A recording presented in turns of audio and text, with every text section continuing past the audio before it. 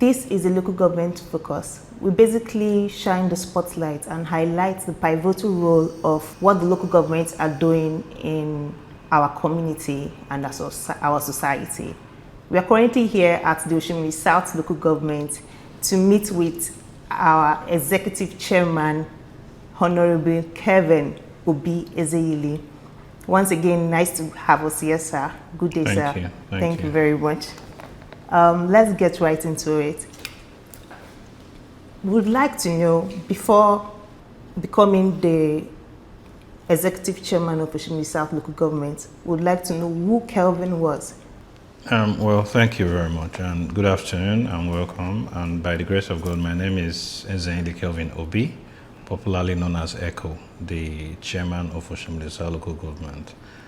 Well, before I assumed the office of the executive chairman, I was working, as a business advisor to our family business, Chinedu & Sons, and even prior to that, or while on that, I was also a writer. I have like books and articles that are published in the United Kingdom. I, do a lot of consulting services and whatnot before I ventured into politics. It's been 4 years serving the people of Oshimili South local government. Tell us, what would you say is your biggest challenge and perhaps your most accomplished? Okay, thank you once again. Well, I think I should start with the challenges. Challenges we're facing, of course, as a government. You wouldn't be expected to do everything at the same time. A lot of the challenges we're facing is that it is assumed that one person will do everything. One person can never do everything, because if the people that have come before us have done up to what we did, the work would have been, a bit limited. But because of what we met on ground, setting the ball rolling was very difficult for us. Even from the instance, we were being laughed and mocked that thinking that, less of belief, we didn't get like that embracing, warmth from the people, because they've been promised a lot of things and the promise have come to no, avail. But when we assumed office, first and foremost, I promised the councillors that we're going to build a legislative complex for them, because what we met on ground was like a moribund. It was a laughing stock. It was only the leader of the house and I think about 1 or 2 principal officers that had an office, coupled with their chambers.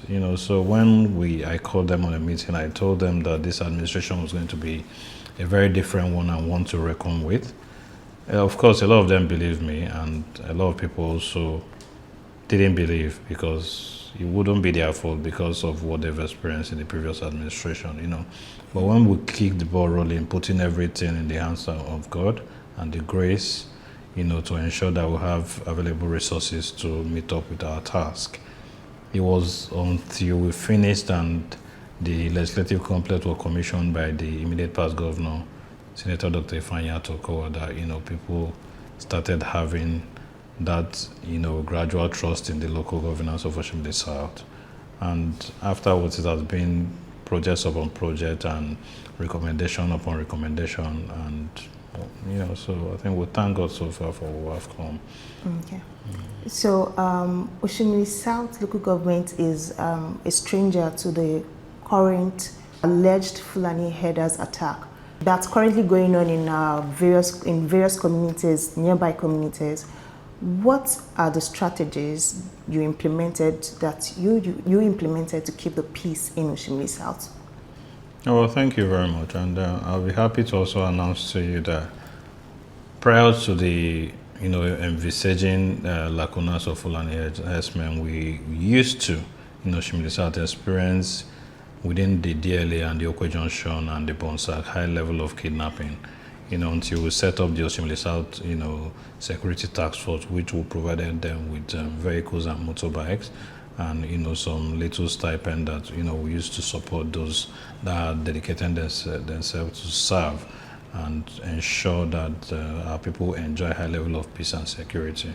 So we've been able to do that. For the Fulani herdsmen, we are also ensuring that communities that are being ravaged, by this menace, we are able to set up, mini community vigilantes within the forest to be able to benchmark and, checkmate them.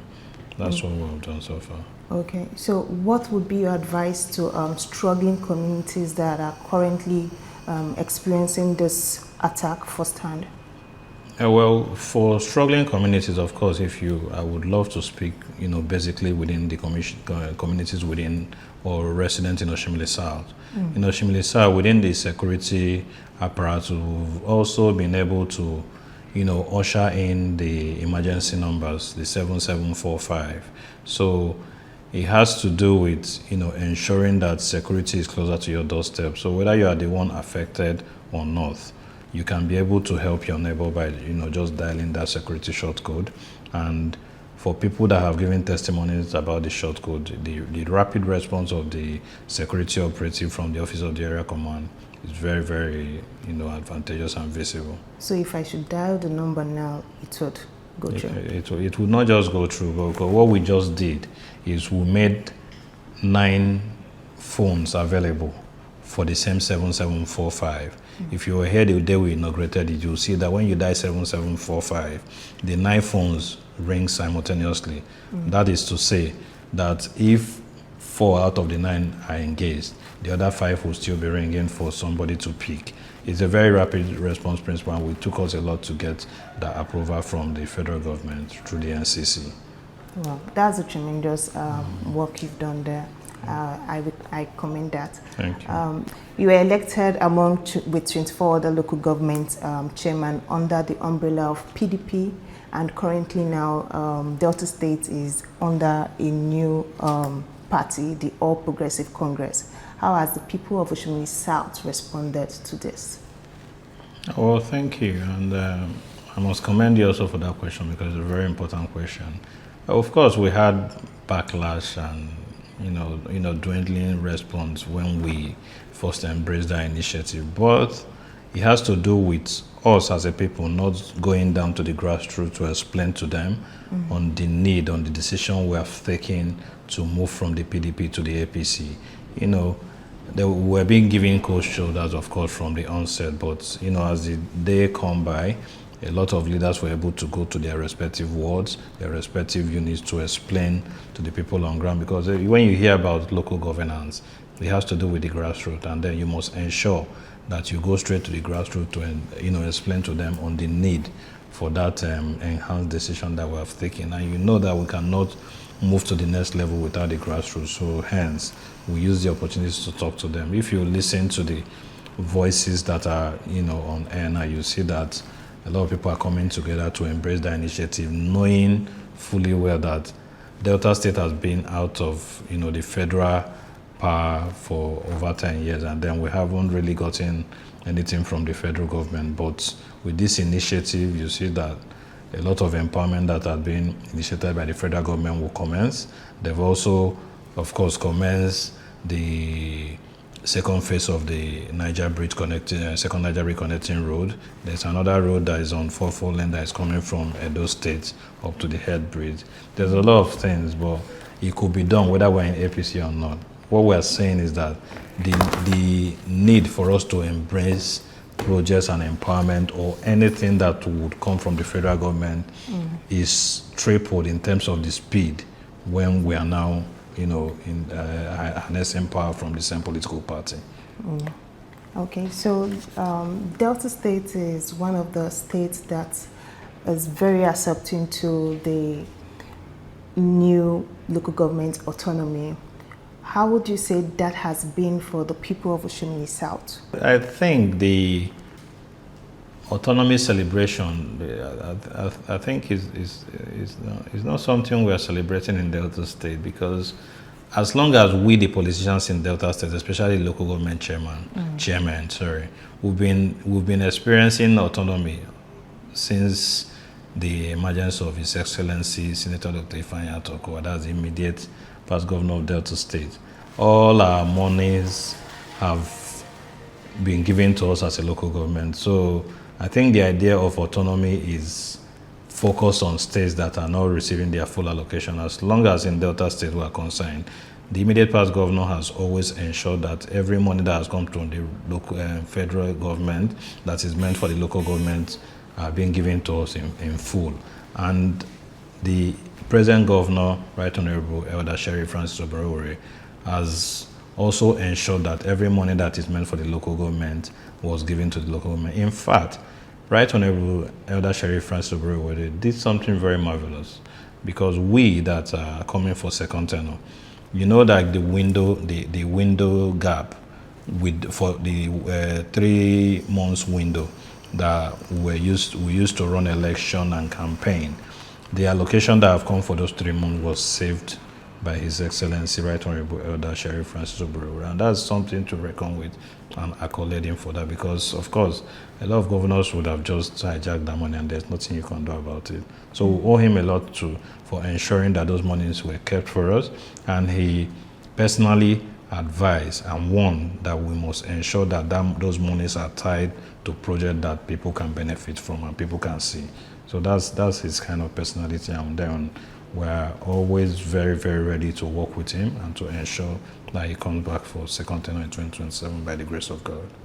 So with the recent increase of 9.6% of in June 2025 by the FEAC, it is safe to say that Oshimili South local government, the people of Oshimili South local government should expect more from your tenure. Yes, by the grace of God. Okay. You being a young man in office, it's not something that we see every day. How have you been able to bring in young people into your cabinet to support your tenure, your second term? Well, thank you very much. Well, I think if you talk about second term, is the issue can only be addressed by going back to first term, because okay, if as a youth we haven't performed in our first term, you see that the youth also will not support you for second term. You know, what I promised the youth in my first term, it was that this chair and the office of the executive chairman of Oshimili South is not for Ezenyili Kelvin Obi. It's for the youths in general. Because if I have failed in my first tenure, you will see that the higher level of leaders would not support for youths, you know, to repeat for a second term, and not to talk of my person. If I hadn't performed and I hadn't come back for my second tenure, you will all experience that the person that would have been in this seat today would have been a highly advanced person in terms of age. But because as a youth, we're given that mantle of authority and we're able to do things differently in terms of infrastructure, in terms of empowerment, in terms of support, in terms of financial assistance, and a lot of things that we did in our first tenure. It's embraced the support, and it's enhanced, the support of the populace, and even those that are outside of Oshimili South. They spoke really well about our administration, and the promise still remains that as the ECO administration is in its fourth term or fourth year now, as we all know, because I don't see myself as first and second tenure. I see it, as a prolonged, service to support and service humanity. We're in our fourth year now, and we have 2 more years to go. And I promise the people that what is coming is better than what they've embraced. Okay, let's get a little personal. Based on your disposition and everyday life, how would you say we can describe you as a person? Well, I'm not one that always praise myself. The only attribute I can give to myself is because I've heard it from high level of percentage of persons, and which is my humility. When I was also coming in my first term, the way I greeted people, bending down, supporting, people thought it was the camouflage, normal political camouflage that when this boy enter office, now he go change. But it was inbuilt. It's something that my family was, inbuilt in us. I'm not the only one humble in my family. Every member of my family is humble. So it wasn't easy to them to embrace when we were coming. But after our first year, second year in office, it was now done on everybody that this ECO is humility personified. It has nothing to do with politics. Okay. What's your relationship with your traditional rulers? in this community? Do you have a friendly, cordial relationship with them? Oh yes, I do have high level of closeness with all the traditional rulers in Oshimili South. Okay. And the President Asabo Fasaba, while I did my book that was published in the UK, he forwarded it. So, our relationship has been, very tight. upcoming. Okay. Same with the Akofoko and the Onowofoko. I mean, if you can't work with me, I don't think there's anybody you can work with, because you don't need to come and see me. You call me, I'll come to you. That's the kind of service I render. I don't allow any traditional ruler to come leave their comfort zone and come to see me. No, as long as you call me that you want to see me, I will come to you. That's very good. Yeah, it's something that you don't see every day. Very good. Yeah. Currently there is a bill that's being passed in the Senate to form the Anyoma state. I would like to know or hear your opinion on that conversation. Well, I think from what we've heard, anything concerning Anyoma state, before people would directly or indirectly speak about it, it has to pass every process of the Senate. Of course, that is the federal government. Yeah. Because in creating that state, you need to address the constitution. And then if you're sitting on your, because of your position as the executive chairman, and you just speak about creation of Anyoma state, you wouldn't really give it the accolades it deserves, unless there is an instrument or an instruction that comes through the constitution, through the Senate, through the presidency, for it to be created. And of course, everybody would have loved that, but there's a process to follow, and that process must be followed strictly. Okay. Moving forward, what would we expect from you? Would we see you in the Senate or contest for the position of governor? Well, thank you. For me, if you have listened to how I came to become chairman of Oshimili South, you know that no one my age has attained this office in this local government. So because I'm here, I believe that God is not finished with me yet. So I leave everything that I will be after here to God to bring out very to good. people. The Anyoma people have a thriving history and also culture. How have you been able to support in saying that aspect of cultural tourism grows? Well, for me, not because I'm speaking plenty English or because I schooled abroad. I wouldn't call myself a traditionalist or a culturalist, but everything that has to do with culture, you look at the background and where I'm coming from, I've always supported anything that will enhance the culture of Anyoma, most especially we that are the Eno and within the Anyocha Oshimili. So everything that has to do with enhancing and uplifting our culture is what we embrace. Okay, so let's go deep into healthcare. Expand more on how you've been able to help the healthcare system in the Oshimili South local government.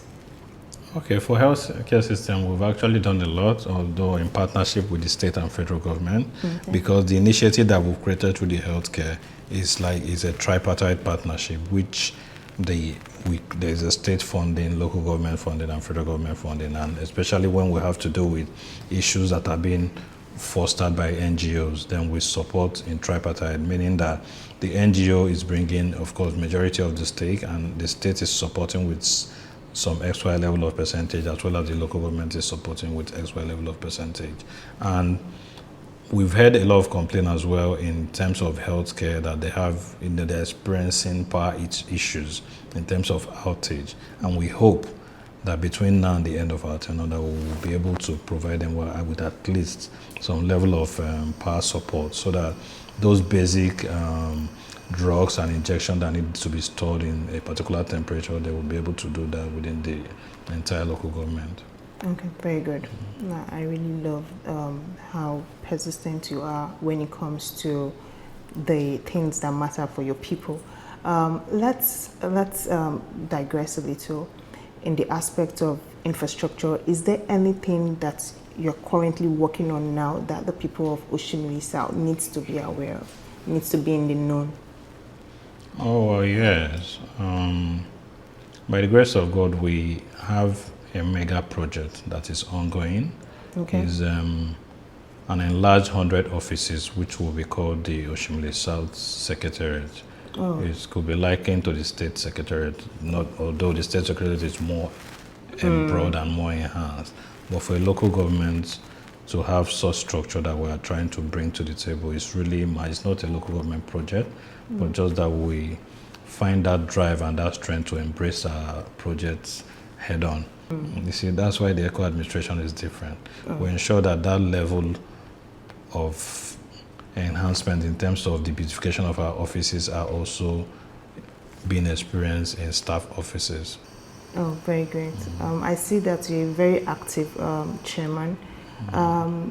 Let's look into the aspect of technology and artificial intelligence that the world is embracing now. How have you made sure that the people of Oshimili South, both young and old, are not left behind? Within the last 3 weeks, we've, embraced what we call I will call it for me the iTech, because we partnered with Design Africa to train our people with regards to AI technology and every other trending technology in the world today. And we were able to pick 23 persons within the local government for this training, and we gave them Apple laptops and whatnot, and then the training will all incorporate within the period of 5 months. So it's ongoing now. So we're far past what local governments do, so I think. Thank you very much. This is a very tremendous opportunity. Thank you so much for having us, and a very big thank you to the LJE media team. Until we meet again next time.